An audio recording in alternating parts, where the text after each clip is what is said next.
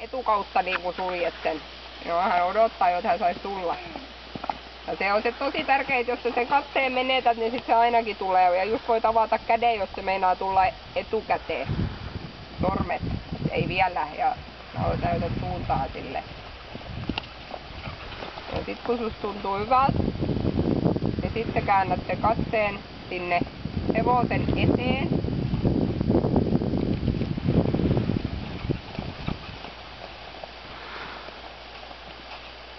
Joo, odota vaan, siitä tulee kyllä. Se katsoo mua ja se on sellainen, mitä sä oot tuolta? Sä voit kävellä vähän muutama askeleen eteenpäin. Edelleen hartia sulki, noin just. Joo, seisahda siihen. Noin, se on siinä, se on siinä. Noin. Sitten vaan älä katso sitä enää silmää missään tapauksessa. Voit kääntyä sitä kohden ja sitten silität sitä sit keskeltä päätä.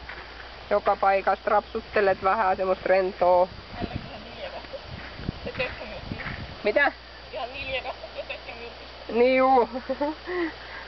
Se täytyy kärsiä. Se täytyy kärsiä, kun sä haluut sen kiittää sitä aina siitä, että sä haluat valita olla sun kanssa.